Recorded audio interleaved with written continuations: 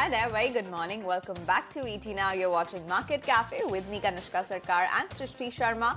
Over the next 1 hour, we'll tell you all about the global as well as domestic cues that you must watch out for and also tell you about the stocks that you need to keep on your radar today. So let's get started with an eye on the globe and see how Wall Street fared yesterday.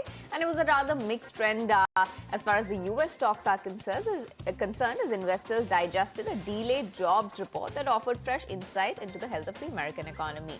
Now, data from the US Bureau of Labor Statistics showed that the economy lost about 105,000 jobs in October, while the unemployment rate that climbed about 4.6%, which is the highest level since September 2021. However, November data, that was more encouraging, with payrolls rising about 64,000. That's above the market expectations. Now, on the back of these developments, markets did react cautiously. The S&P 500 that slipped about 0.2%, while the Dow Jones Industrial Average that fell more than 300 points or about 0.6%, making a third straight losing session for both of these indexes. However, Nasdaq Composite, that was the one that bucked the trend, edging up about 0.2%.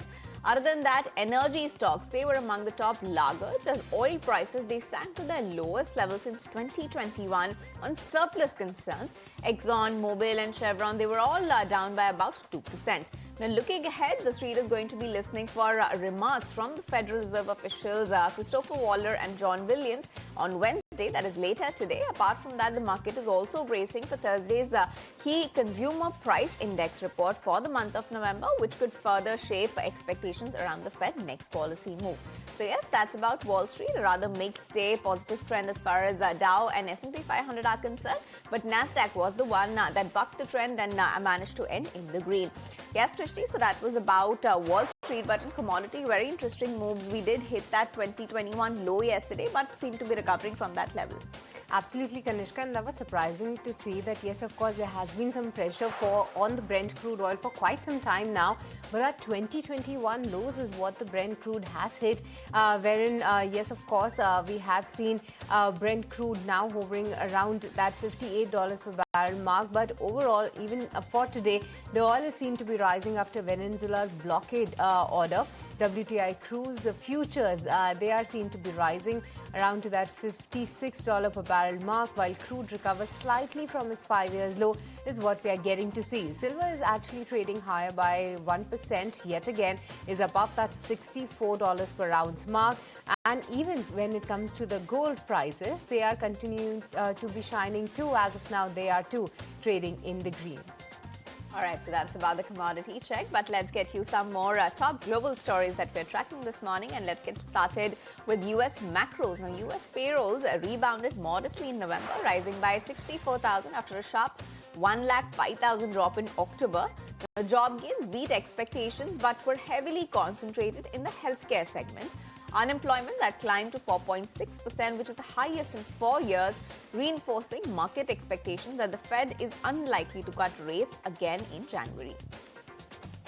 And Trump has designated Venezuela's government a foreign terrorist organization, ordering a total and complete blockade of sanctioned oil tankers. Now, Trump claims Venezuela stole U.S. assets and links the regime to terrorism and drug trafficking. Now, analysts warn a full embargo could disrupt up to 9 lakh barrels per day, potentially lifting the crude prices by 2 to 3 barrels dollar. Moving on, Alphabet-owned Waymo is in talks to raise over $15 billion in fresh funding, potentially valuing the robotaxi leader at up to $110 billion. That's more than double its last round. The funds would fuel fleet expansion and new market launches as well, as Waymo tightens its lead in the U.S. autonomous ride-hailing, with Alphabet expecting a meaningful financial contribution by 2027. And Jared Kushner-led Affinity Partners has exited Paramount Skydance hostile bid for Warner Bros., wherein Discovery, citing sharply changed investment dynamics. The firm says it still sees strategic merit in the offer, even as the media deal landscape shifts amid the Netflix proposed HBO Max acquisition and rising regulatory scrutiny. All right, moving on, let's get you some macro data from Japan. Now, exports have surged 6.1% in the month of November, the fastest growth in about 9 months and well above expectations. Shipments to Western Europe, they've jumped nearly 24%, while exports to the US, they've also picked up for Japan. Now, exports to China, on the other hand, they've fallen, but Hong Kong demand, that continued to strengthen, offering a bright spot as Japan's economy grapples with recent GDP contraction. All right, but with this, viewers, it's time now to slip into a very short break. Don't go anywhere. As we come right back, we will be deep diving into how the Asian markets are flaring this morning.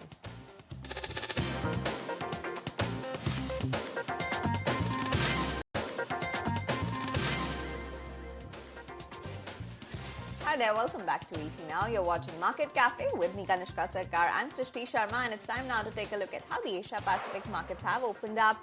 And after those mixed cues from the Wall Street, it's a rather mixed day coming in on the Asia Pacific fronts as well, especially because investors are assessing the trade data that has come out of Japan. Now, let's take a look at the indices. Now, China's Shanghai index down about 0.1% or 0.2% for that matter.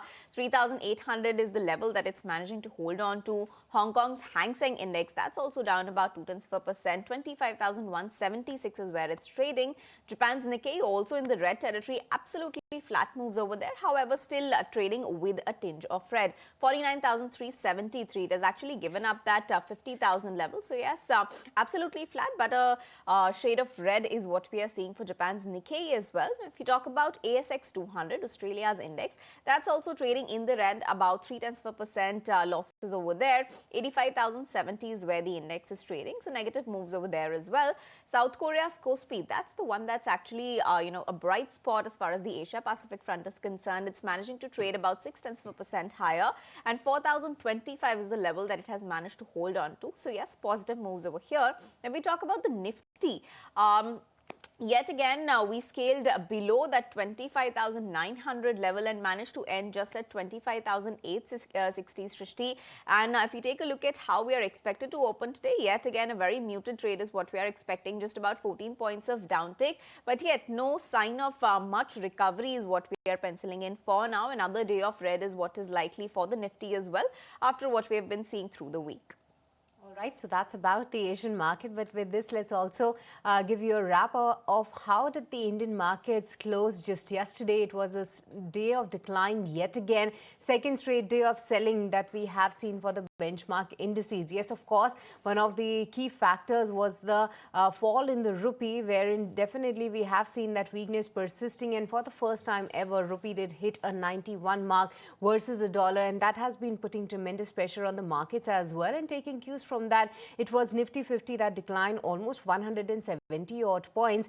Just yesterday, even Nifty Bank declined more than 300 to 400 points just yesterday, closing very near to that 59,000 mark, while Nifty 50 did slip below that 25,900 mark at the close. Now, along with that, it was the sea of red all across the board, because it was just the FMCG pack that was doing a little bit better versus the rest of the indexes, given the fact that it was a bit of a defensive play amidst the market. But along with that, look at the move that we have seen in the mid-cap end of the market. They were seen to be declining for the second straight session. Small cap index did snap the 3-session gaining streak. The realty was the top sectoral loser.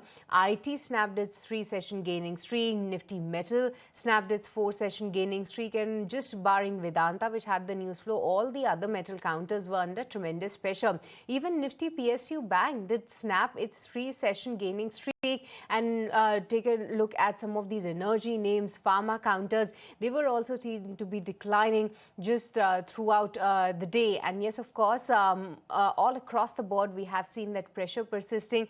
Let's watch out for the action today, whether or not the markets are in for some bit of a recovery. But as of now, Kanishka, doesn't seem like that the global handover and the Asian market handover is looking that great for the Indian markets. Absolutely. Another day in red is what we are expecting. At least the start is what it's looking like for now. But of course, there could be some stocks which could be on the move today. And Rabinder is here with that list. Rabinder, good morning. Which are the stocks that you're tracking this morning? Well, yes, good morning. Firstly, let's start with Indian Overseas Bank, where Indian Overseas Bank can be in focus on the back of their stake sale, where Government of India will sell the 3% stake and with the 2% base and 1% green shoe option via OFS at a floor price of 34 per share, which is a 7.6% discount to yesterday closing, and the bank OFS to open for the non-retail investor on the December 17, and for retail investor it will open on December 18. So back of this OFS, Indian Overseas Bank can be in focus. Ola Electric, another stock, can be in focus by promoter Bhavish Agarwal, has sold a 2.63 crore Ola Electric shares at 34.99 per share, and he has sold a stake to repay 260 crore loan repay to help release pledge on 3.93% shares, and the founder group holding to continue at 34%. NLC India can be in focus, where subsidiary NLC India Renewable has signed a long-term power purchase agreement with SJBN for the 200 megawatt wind power project, and this project is expected to generate 500 million units annually, and this strengthens company's collaboration between two CPSE in Indian renewable energy sector. Glenmark Specialty can be in focus, where company's subsidiary Glenmark Specialty SA has entered into exclusive license collaboration and distribution agreement with Hanso Pharma, and this is for the third generation of FRTKI augmented drug for the non-small cell lung cancer. And Saregama India can be in focus, where board has approved a strategic investment of rupees 325 crore in Bhansali Production Private Limited, and this is to acquire a stake and secure music rights to strengthen its music licensing and video business. And lastly, Lupin can be in focus, where company has received a EIR from the US FDA for its Nagpur injectable facility with a satisfactory VAI classification. So back of this, Lupin can be in focus. Right, so Lupin is going to be in focus on the back of this, but lots of other stocks as well that we must watch out for. And let's start with NBCC. Now, this one is seeing its order book strengthening. Now, it has won multiple orders. They've totaled to approximately 345 crore rupees. That's what the company has disclosed to the exchanges. So we'll watch out for how the stock reacts to this big order win that it has witnessed in the recent days. Apart from that, we'll also talk about eClerx Services. Now, this one has revised its share buyback conditions. Now, they've increased the price from 4,500 to 4,800 rupees per share now, and have also reduced the maximum shares to be bought back to 6.25 lakh. So yes, an important development here as well. So we'll watch out for eClerx Services. Next up on the list is Protean eGov. Now this one is going to acquire 4.95% stake in NSDL Payments Bank for about 30 crore rupees in cash. So yes, an important development here as well. An acquisition announcement is what Protean eGov has made, and we'll watch out for how the stock reacts to that. Next up on the list is Acme Solar. Well, it's Acme Eco Clean Energy that has commissioned additional 8 megawatt of wind project in Gujarat. So yes, big development over here as well. They've commissioned additional 8 megawatt of wind project in Gujarat. So we'll watch out for how the stock reacts to it. And lastly, there's ITC. Now, ITC's board has approved the appointment of Amitabh Kant as the independent director for a period of 5 years. So yes, watching out on all of these counters in trade today. All right, so these are some of the stocks to be watched out today. But with this, here's once again time to slip into a very short break. Don't go anywhere. We'll be right back on the other side.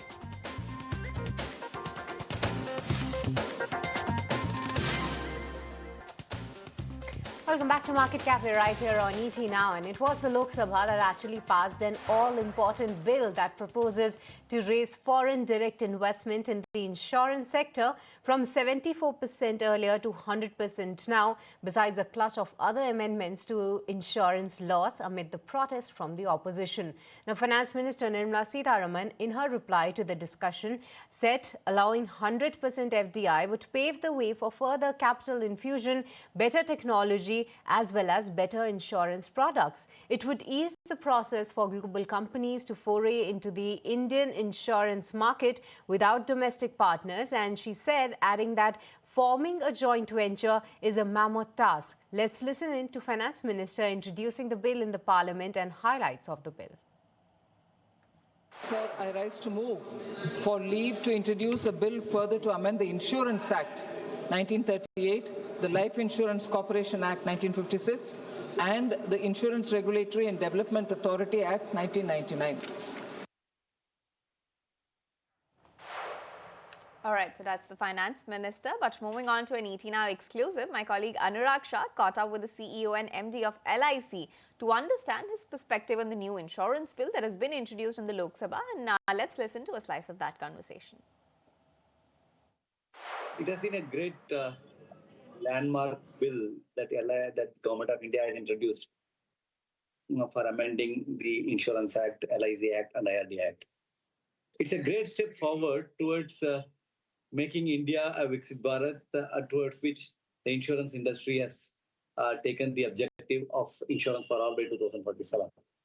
A lot of steps have been taken. I'm sure that this bill will go a long way in ensuring that we cover the entire population with adequate insurance cover in the days to come.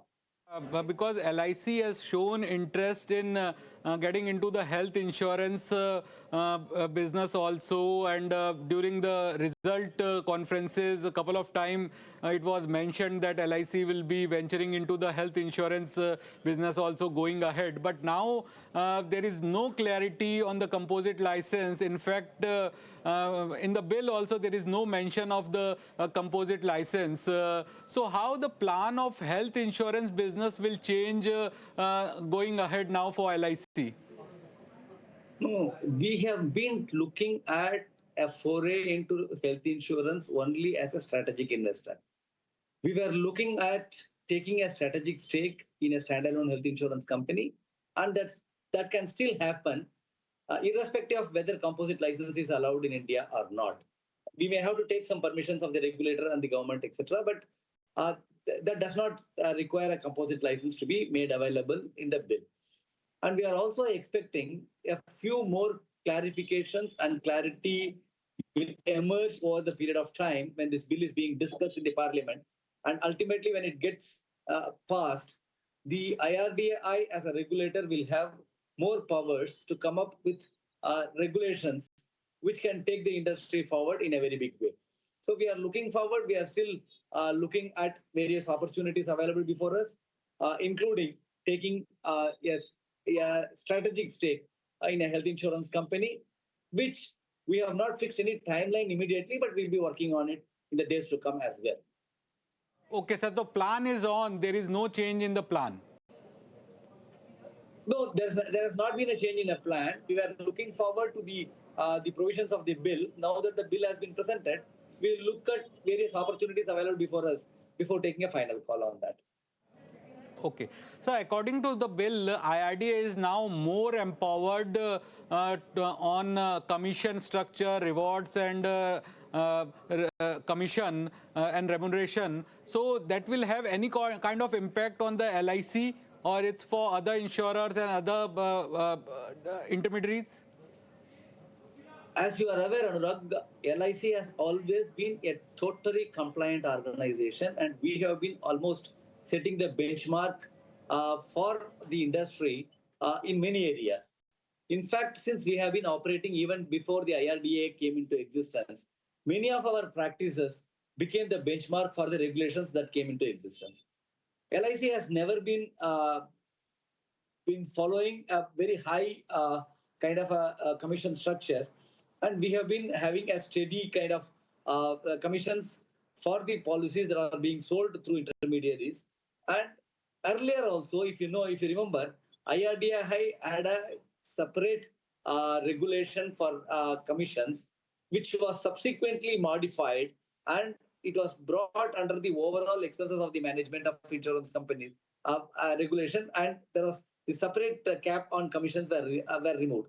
Now that the government is of the view that IRDA can be empowered, or rather more powers have been given to IRDA to bring in separate regulation if required, capping the commission or any other form of remuneration that can be paid for distribution.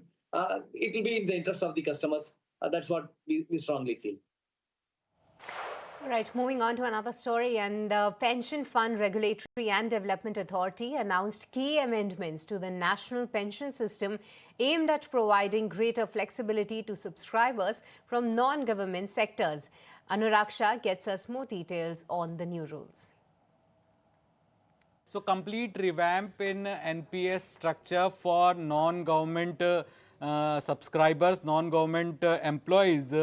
So NPS exit rules made simpler for the common scheme, the older scheme, and the new MSF scheme also.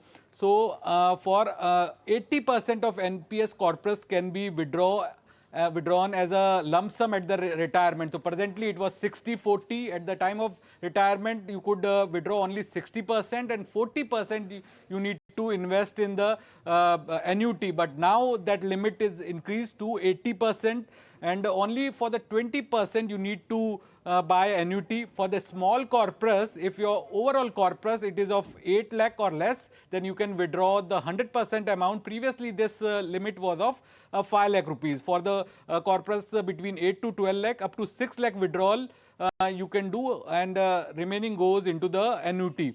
Now subscriber can stay invested in NPS till the age of 85. Previously it was 75. So this all changes applicable only for the non-government subscribers.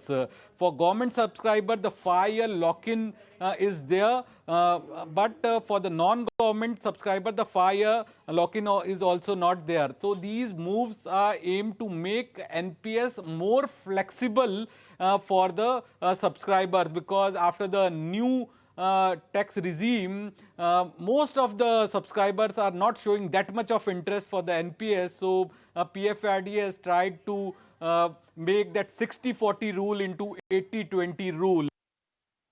All right, so some big pension reforms over there. But Anurag Shah also caught up with the ex-PFRDA chairman, Supratin Bandyopadhyay, to understand what these new reforms really mean. Let's take a look.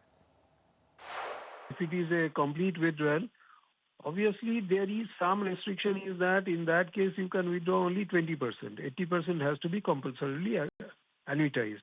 I do not know whether any change is proposed there. So if the rule remains like that, at least there is some kind of a restriction. But there also, whatever you are telling, Anurag, that is absolutely correct, that at least that nudge, that positive nudge that is required for people to think of savings for future, that is required. Because nowadays, a lot of people this simply survive on credit cards and all that. They rake up a lot of loans, and they are taking care of their current expenditures only.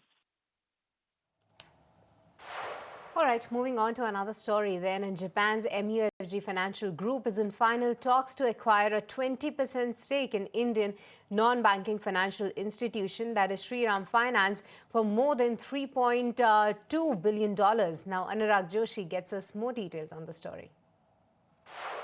Japanese financial firm MUFG is in advanced talks to acquire an about 20% equity stake in Shriram Finance. MUFG, according to the proposal, is likely to infuse fresh capital into Shriram Finance through a preferential allotment, sources have told ET Now. The deal value is likely to be around 32,000 crore rupees, which is $3.5 billion. Shriram Finance is a non-banking lender, and its key businesses include retail loans, MSME, and farm equipment loans, and also provides tractor loans, gold loans, and a variety of lending activities. The total market value of Shriram Finance today is roughly around 160,000 crore rupees, according to the traded share price of the company. Now, acquiring an equity stake in Shriram Finance, if this deal is successful, will provide MUFG an inroad into the retail lending landscape of India as an investor. All right, so that's about Shriram Finance. But another stock that we'll be watching out for today is Ola Electric. Now, this because the company's founder promoter Bhavish Agarwal has sold personal stake to fully repay 260 crore rupees of loan. Now, as per the company statement, the promoter still holds about 34%, and there is still no dilution of the company control. Anjali is here to take us through all of the details. Ola Electric's founder promoter Bhavish Agrawal has undertaken this one-time loan payment, which is in a personal capacity. And now in a company statement, Ola has said that the founders have sold their personal stake to fully repay a 260 crore loan. And with this transaction, the previously pledged 3.3% shares have now been released. After this stake sale as well, the promoter still holds 34% of the company, meaning that there is no dilution of company control. That is what the company statement says. And they've further reiterated that the action eliminates those pledges, reducing the risk. And they've also said that the operations are unaffected. Now, Ola Electric has also emphasized that this was a personal financial cleanup, and the founder still retains a strong majority stake, saying that this is much higher than other listed companies as well, ensuring that there is no change to the company's management or the strategic direction of the company.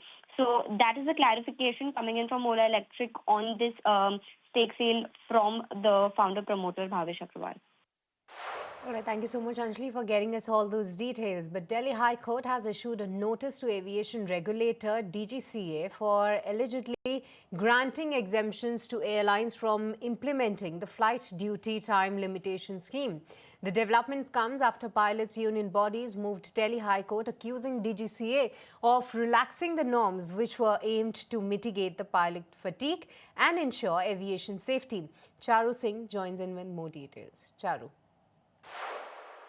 So the Delhi High Court has sought response from the Directorate General of Civil Aviation, which is the air transportation watchdog of sorts. What has happened here is that a petition was filed in 2012, where the Pilots Federation has gone ahead before the court and said that DGCA is giving relaxations to airlines, and the fatigue norms for the pilots who are working in airlines that are operating in India are not in alignment with the global standards or global best practices. They said that these are also an contravention of the civil aviation requirements of 2024.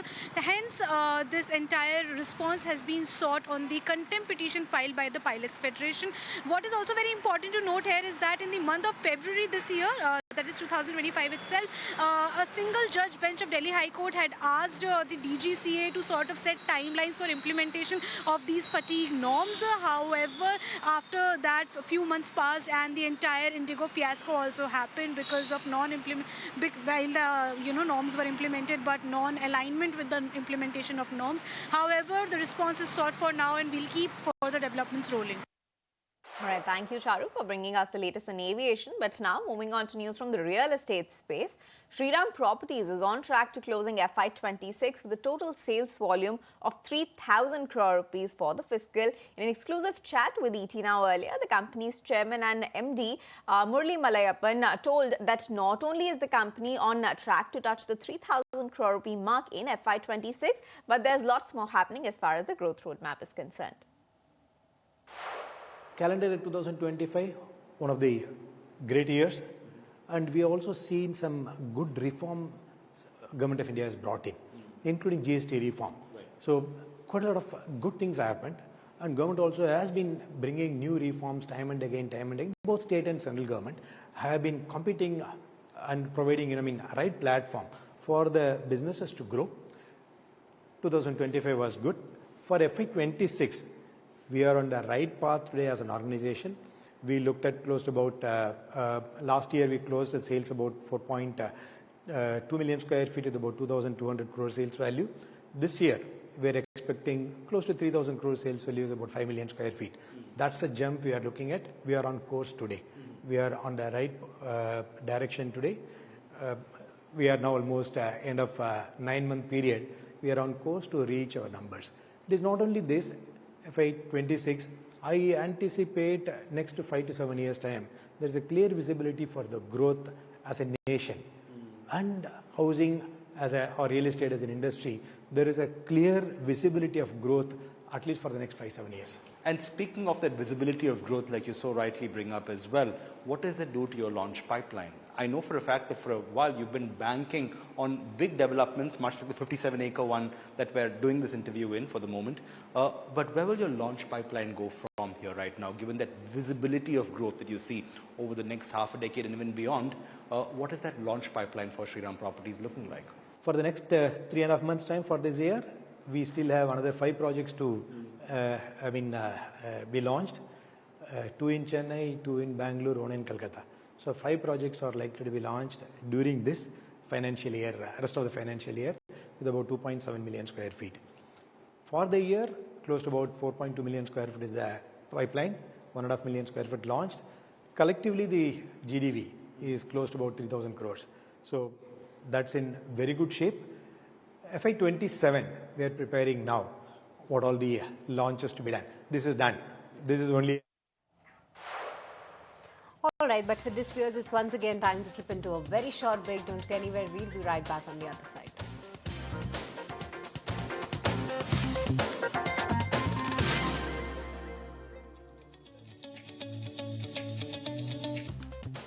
Welcome back to Market Cafe right here on ET Now. And the Securities and Exchange Board of India, that is SEBI, is set to review a series of key regulatory amendments at its board meeting today.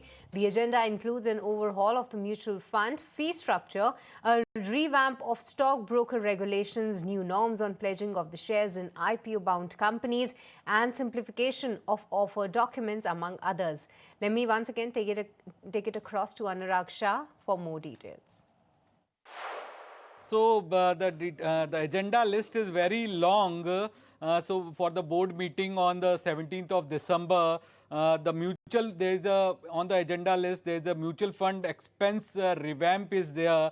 So SEBI to review the mutual fund regulation, including the fee and the expense structure. So proposal is there to cap the brokerage fees for AMCs, likely a new limit in cash and derivative segment. Consultation paper was released by SEBI on the total expense ratio reduction for the open-ended and the close-ended scheme.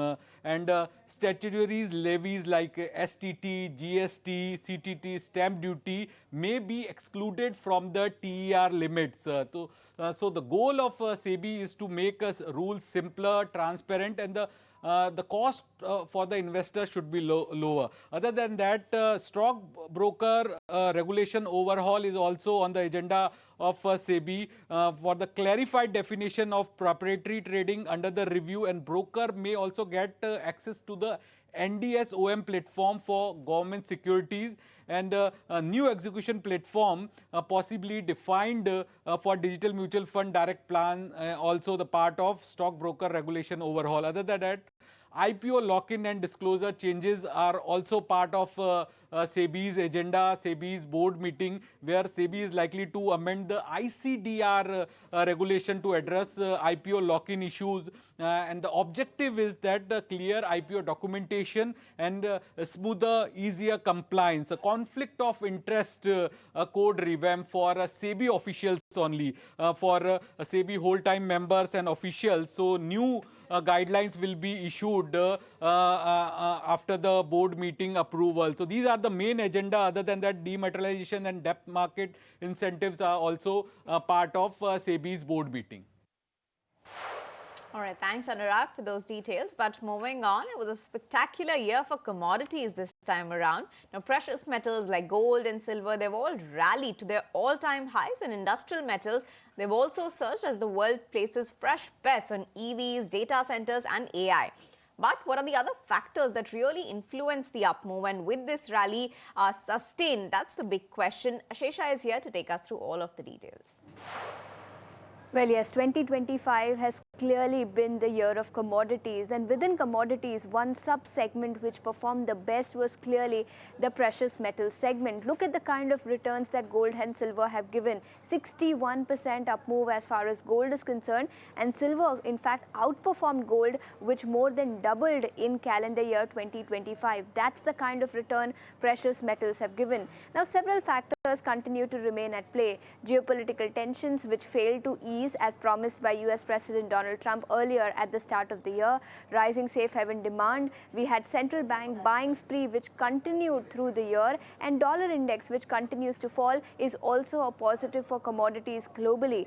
But apart from that, let's also look at the historic trend and the kind of returns they have given. Gold gave a return of 13% in calendar year 2023, followed by 27% next year and 61% as I mentioned in this calendar year. Flat return for silver in CY 2023, but a staggering 114% return this year.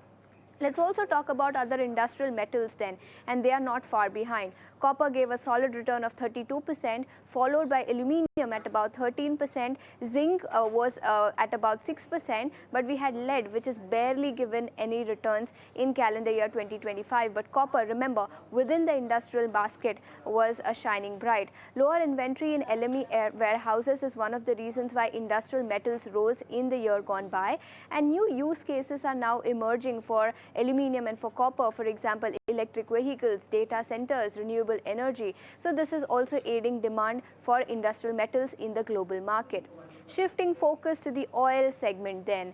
At the start of the year, Brent crude was trading at about $76 per barrel. Currently, it is below $60 per barrel. 20% decline on a year-on-year basis is what we have seen as far as the oil market is concerned. And several factors at play, but the most important one is OPEC Plus announcement of output hike that began in April this year, which has created fears of supply glut in the global market, and that is precisely the reason why oil prices have fallen by nearly 20% on a year-to-date basis. Let's also compare how commodities have performed versus other asset classes. So silver and gold, as I mentioned, have given very solid return, much above Nifty, which stands at 10%, FD at 6.5%. Bitcoin, in fact, has given a negative return of 2%. So commodities clearly have outperformed most other asset classes. Now, as far as the factors to watch out for in 2026 are concerned, global growth will be one important factor. Dollar index movement, geopolitics, and interest rate trajectory will be some factors to watch out for to determine the trajectory of commodities in 2026. So that's how the outlook is for 2026, and commodities clearly are shining bright in the year gone by. All right, thank you so much, Ashesha, for getting us all those details. But moving on, and it was a turbulent 2025 for the Indian telecom industry. Vodafone Idea stayed under financial strain. Starlink gathered momentum for an Indian launch, and Sanchar Sathi sparked a privacy debate. Now, even so, 5G expanded, nationwide networks improved, and India kept its sights firmly on the 6G future. Charu takes us through the ups and the downs of the sector this year. Charu. The year's ending, but for India's telecom sector, 2025 has been anything but quiet. Let's start with Vodafone Idea, which continues to be at the center of India's telecom concerns. Feb was especially tough for telcos. The Supreme Court dismissed the review petitions filed by Vodafone Idea, Bharti Airtel, and other operators in the long-running adjusted gross revenue case. These petitions challenged the court's 2021 judgment, refusing any modification of government's AGR due demands. Once dismissed, the door closed on legal relief, leaving companies dependent entirely on government support. And the worst hit was Vodafone Idea. The government, understanding that over 20 crore Indians still use Vodafone's network, stepped in earlier this year and converted around rupees 53,083 crore of companies' dues into equity. This gave government a 49% stake on Vodafone Idea's management. However, this is something that they did without being interested in taking over the decisions or the control of the management. But that didn't end the story. Vodafone returned to the Supreme Court, argued that AGR demands raised for FY18 and FY19 overlap with the periods that have already been settled under the earlier judgment. After several rounds of hearing, the Supreme Court allowed the government to craft a plan to provide relief to the company until FY17. Conversations between the two sides are still ongoing as we close this year. At the same time, Starlink has been steadily gaining momentum in India. On December 10th, Elon Musk posted on social media that he's looking forward to serving India, quoting another post by Communication Minister Jyotiraditya Scindia. Scindia had shared details of his meeting with Lauren Dreyer, Starlink's VP for business operations. The discussion focused on expanding the satellite-based last-mile internet access across India. This push comes after Starlink secured its satellite communication license from DOT in June, becoming the third player after OneWeb and Reliance Jio to receive such an approval. Another major element this year was the journey of Sanchar Sathi app. The government had directed mobile manufacturers to pre-install the app on all new devices starting next year. However, the plan ran into resistance with opposition leaders and citizens raising concerns over privacy. Ironically, at the peak of the controversy, downloads of Sanchar Sathi app shot up from 60,000 a day to about 6 lakh a day. Still, in the middle of all this backlash, government revised its mandate. Despite all the turbulence, optimism remains strong. India continued to push for its 5G footprint deeper across the country. And on December 9, the 6G Bharat Alliance announced that India is on track for a potential 6G rollout by 2030. All right, so that's all about the telecom sector in 2025. But moving on, it turned out to be a very fragile year for the gaming industry with real money gaming ban. We got in touch with CEO Harsh Jain, who has said that reinvention was forced for survival as far as Dreamweaver Run is concerned. Let's listen into an excerpt of that conversation. I must bluntly ask you, is it a reinvention story or it's a survival story? It's both. We have to survive now that that business model has been killed. RMG business model is killed. That's right. But it is, and the only way to survive is to reinvent. Right? In fact, I personally love the product and the whole concept of watch along so much that I wish we had done it even before, while we had fantasy, because it applies even then. But, you know, necessity is the mother of invention. Absolutely. And so this is something that became a priority for us once that old model died. And moving on, Mondelez teamed up with Belgium's Lotus Bakeries to manufacture, market and distribute Biscoff locally for the first time. We got in touch with Nitin Sahni, who is the VP of Marketing of Mondelez India, to understand more about the same. How did you decide on this price point of ₹10? What was the thinking, the logic behind it? So that's a learning that we have on what should the portfolio look like, what are the different price points that are important for different shopper needs. And one thing was very, very important is for us to make Biscoff more accessible to people, in which case an entry price point of 10 becomes really important. So therefore we are actually quite proud that we are able to provide the Biscoff experience to people at ₹10.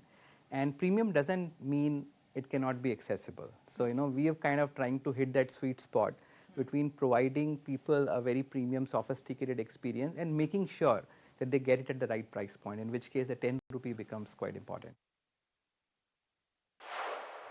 All right, so that's a wrap on this edition of Market Cafe. Srishti and I will take your leave, but don't go anywhere. The market is coming up next.